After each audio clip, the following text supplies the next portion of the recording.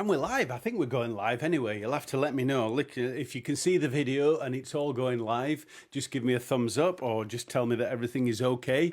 If you can't see the video and it's not working, just comment and say not working.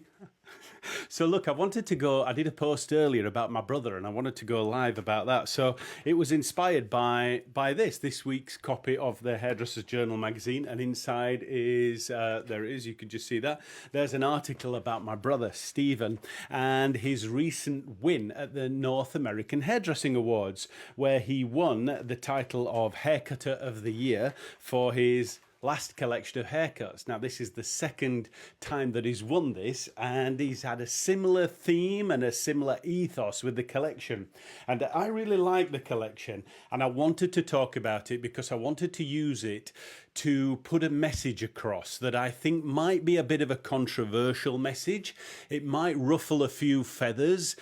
Some people may not be entirely in agreement with it, and that's okay. We can still disagree and still be friends. That's okay as well. I really genuinely hope it doesn't upset anybody because it is only a personal opinion and everybody's allowed to those. But I just hope that it's maybe a bit inspirational in so much as it inspires people to take a different kind of action. So let's crack on because my brother Stephen, he is the art director for John Paul Mitchell Systems, JPMS. He's based over in the USA, and it's a global role. He travels all over the place, travels all over the world, teaching haircutting. He's personally one of my haircutting heroes. I think he's an amazing haircutter and really inspirational. I've learned a stack of stuff from him over the years when it comes to haircutting. And I was really pleased that a couple of years ago, he went in for the North American Hairdressing Awards Haircutter of the Year. And this was the collection that he put in a couple of years ago. I'll show it to you now. Here's the collection. So this is a couple of years old, this collection. And he won. For the first time, he won. Now, this also created a bit of controversy because people said, oh, you should enter that into the texture collection because it's on textured hair. And he said, no, it's not about textured hair. It just happens, the haircuts just happen to be on textured hair, but it's about haircutting.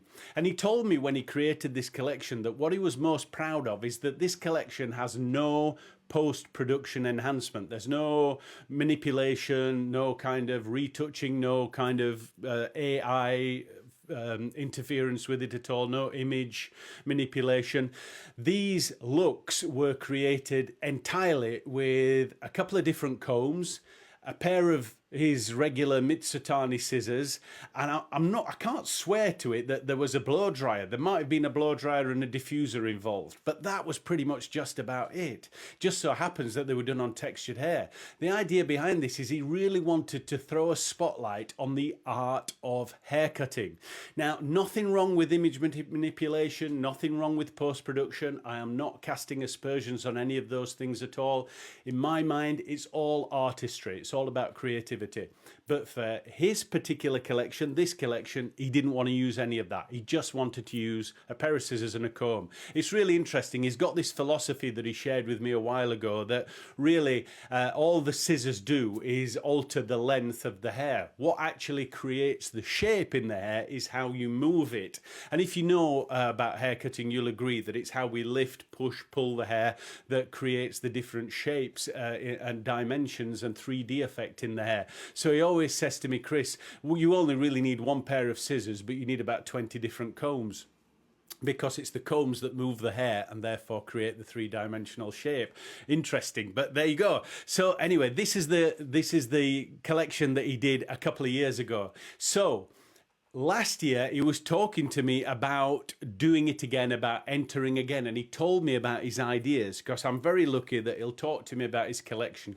And he talked to me about what he wanted to achieve and the message that he wanted to put across, and most importantly, who he wanted to do these haircuts on. And I thought, wow, this sounds really exciting.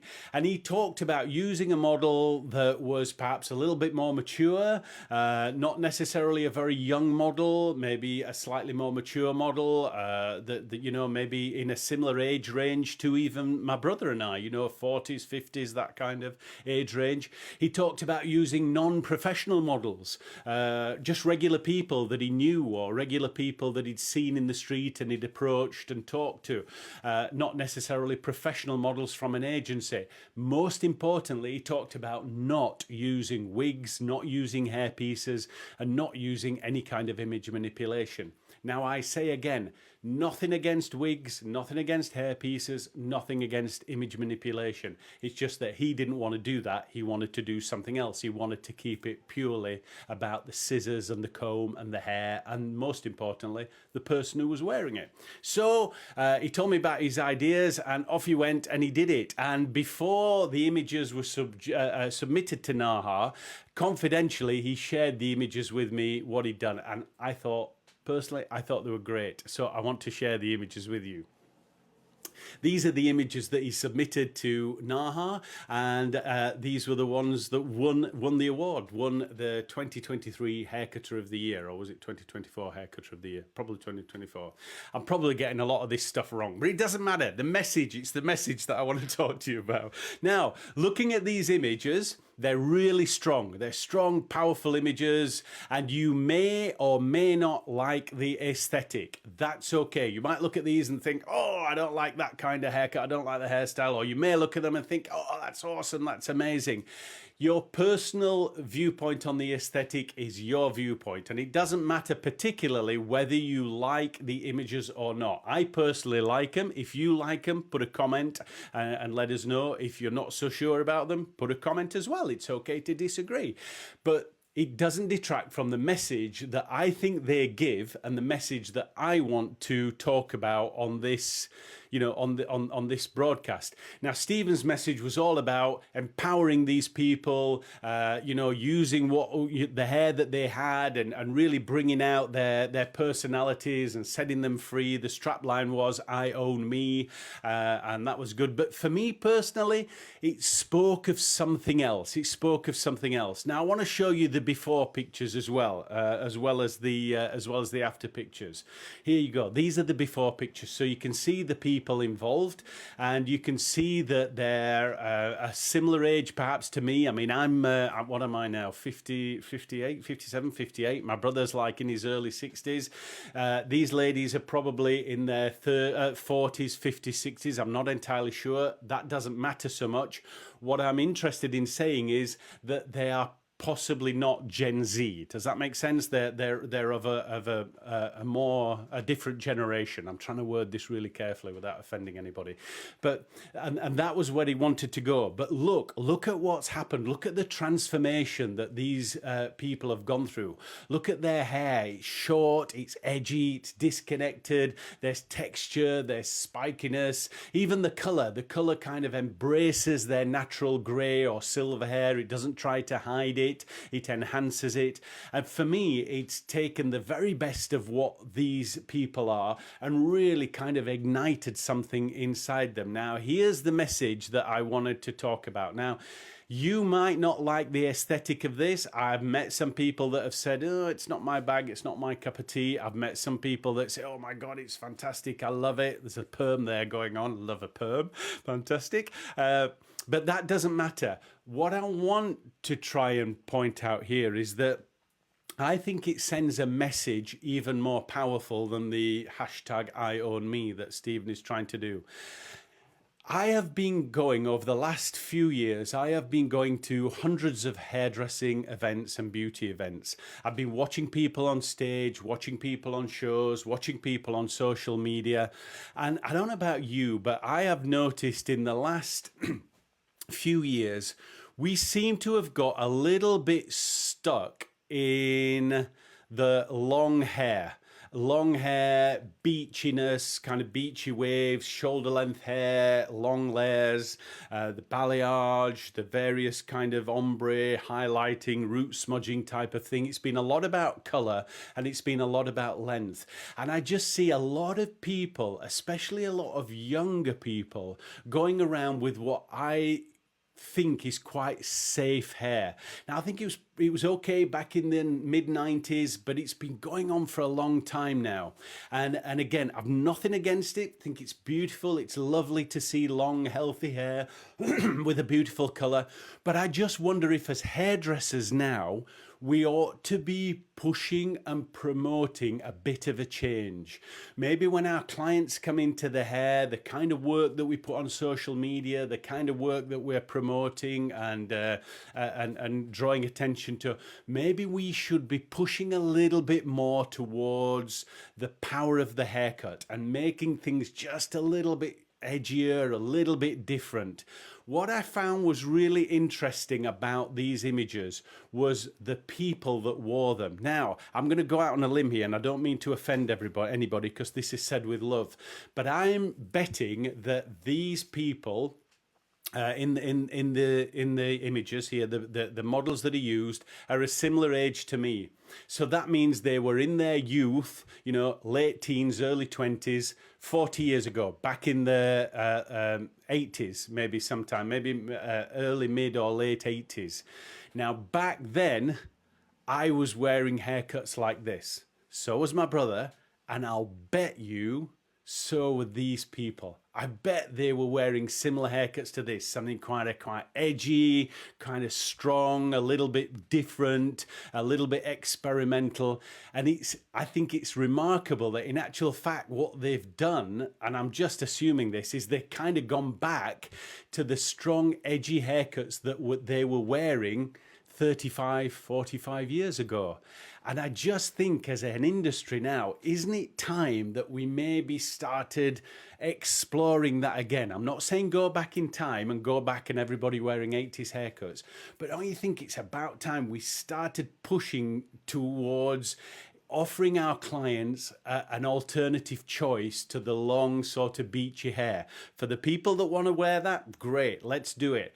But let's start opening the doors for something a little bit stronger. And instead of having these people in the photographs here leading the charge, let's start offering it to a new generation of people, to Gen Z, to a younger generation of people, and getting them involved in these really cool, edgy, different, shorter haircuts. So how do we do that? Well, here's the controversial bit that's coming in. This is the bit that might upset some people, and I apologize if it does. It's not meant to upset people. It's just meant to help people think about what it is that we're doing.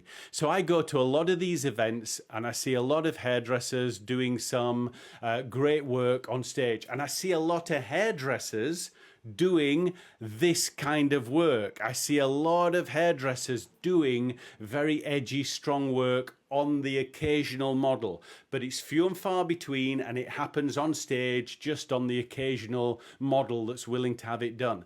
But do you know what I don't see so much? Get ready, here it is. I don't see so many hairdressers wearing their hair that way. I see all kinds of hairdressers of all kinds of genders and non-genders doing amazing hair, but I don't necessarily see them wearing it. And I'm just wondering, as an industry, should the promotion of this kind of short hair revolution, should it start with us? Isn't it about time, as hairdressers, we needed to be wearing our hair a little bit differently, a little bit edgy, a little bit stronger? When I was a little hairdresser back in the 80s, you could spot hairdressers a mile away, because like me, they had all kinds of different colors, shapes, they had bits shaved off, they had disconnected bits, ponytails, plaits, kind of lines, spikiness, curliness, kind of red, blue, grey, all kinds of different shapes and colours. Our hair was absolutely wrecked. In fact, that's probably why my hair's disappearing as rapidly as it is now, because of all the stuff that I had done to it. And my colleagues were the same. I worked with girls and boys and all kinds of different people from all walks of life who had really really strong hair. But I don't see it so much now. I see the younger generation of our industry wearing quite safe, quite conservative hair.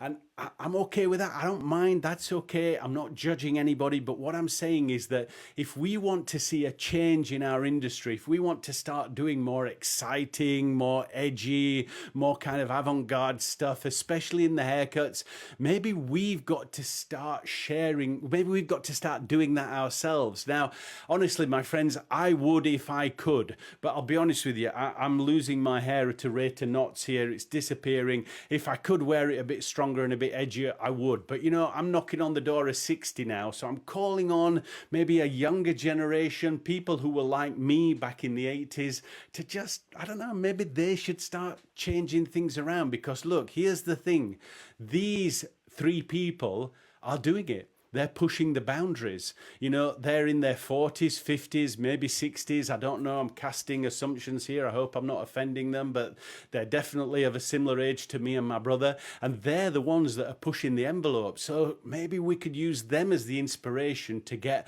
a younger generation of hairdressers doing what they're doing now and pushing the envelope, trying something different. Look, there are some amazing educators out there that are really pushing pushing the revolution for shorter hair. Go check out Keith Owen Education on Instagram. Go check out Alex Walker Hair on Instagram. Go and have a look at Rebecca Jakes. She's just won the British Hairdressing Awards, I think, for Stylist of the Year. Go check them out. They're doing some amazing short hair work, and they're also really promoting it. Go and have a look at Brandon Messenger as well. Go check Brandon Messenger out on Instagram or Facebook. He's a person that also pushes the envelope with his own hair, but does some fantastic work as well. And I think, you know, as an industry, we should not only be wanting to promote and execute this work ourselves, we should be wearing this work.